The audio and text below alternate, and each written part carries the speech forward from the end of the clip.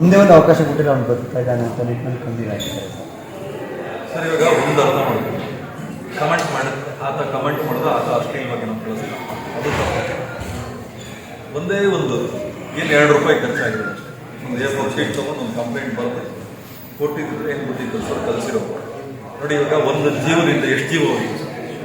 7 ಜನ ಒಳಗಡೆ ಹೋಗಿದ್ದಾರೆ, ಬರಲೇಬೇಕು. ನಮ್ಮ ನ್ಯಾಯಾಂಗ ವ್ಯವಸ್ಥೆಯಲ್ಲಿ ಕ್ಷಮೆ ಅನ್ನೋದಿದೆ. ಎಲ್ಲರೂ ಒಂದಲ್ಲ ಒಂದು ದಿವಸ ಹೊರಗಡೆ ಬಂದು ನಾಳೆ ದಿವಸ ಮಾದರಿಯಾಗಿ ಬದುಕ್ತಾರೆ ಅನ್ನೋದು ನನ್ನ ನಂಬಿಕೆ.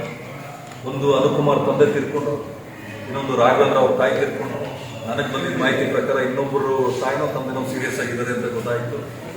ಪ್ರಾಣ ಹೋಗಿದ್ದು, ತಪ್ಪು ಮಾಡಿದ್ರೆ ನಮಗೆ ಕ್ಷಮಾಪಣೆ ಸಿಗ್ತದೆ, ತಪ್ಪು ಮಾಡಲಿಲ್ಲ ಆಯಿತು, ಅದಕ್ಕೆ ಹೊರಗಡೆ ಬರೋದಕ್ಕೆ ಒಂದು ಕಾರಣ. ರೇಣುಕಾಸ್ವಾಮಿ ಜೀವ ವಾಪಸ್ ಬರಲ್ಲ, ಅನುಕುಮಾರ್ ತಂದೆ ವಾಪಸ್ ಬರಲ್ಲ, ರಾಘವೇಂದ್ರ ಅವ್ರ ತಾಯಿ ವಾಪಸ್ ಬರಲ್ಲ, ಅಲ್ಲಿಗೆ 3 ಜೀವನ ವಾಪಸ್ ಆಗ್ತಾರೆ. ನಾನು ಬಯಸೋದಿಷ್ಟೇ, ನಂದೇನು ವಾಯ್ಸ್ ರೈಸ್ ಮಾಡಬೇಕಾಗಿತ್ತು, ಎಲ್ಲಿ ಮಾಡಬೇಕಾಗಿತ್ತು ನಾನು ಮಾಡಿದೆ. ನನ್ನ ಲಿಮಿಟ್ ನನ್ನ ಹದ್ದುಬಸ್ತಲ್ಲಿತ್ತು, ಅಲ್ಲಿಂದ ತನಕ ಹೋಗಿ ನಿಂತಿದೆ. ಯಾರಿಗೆ ಅನ್ಯಾಯ ಆಗಿದೆ ಆ ತಾಯಿ ಚಾಮುಂಡಿ ಕಾಪಾಡಲಿ. ಮತ್ತು ನನಗೇನು ದರ್ಶನ ಅವ್ರ ಶತ್ರು ಅಲ್ಲ, ಒಳ್ಳೆ ಸ್ನೇಹಿತರು ಹಾಗೂ ನನ್ನ ಬ್ಯಾನರ್ಗೆ ಒಂದು ಒಳ್ಳೆ ಕೀರ್ತಿ ತಂದುಕೊಟ್ಟು ಕಾರಣಾಂತರಗಳಿಂದ ಅವರ ಮಧ್ಯದಲ್ಲಿ ಸ್ವಲ್ಪ ಭಿನ್ನಾಭಿಪ್ರಾಯ ಬಂತು.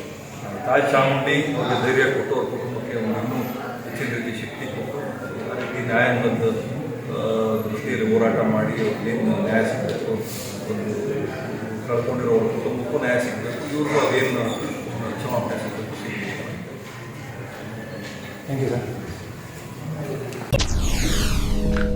SS TV ಸಿನಿಮಾ ಜಗತ್ತಿನ ಕ್ಷಣ ಕ್ಷಣದ ಸುದ್ದಿಯೊಂದಿಗೆ.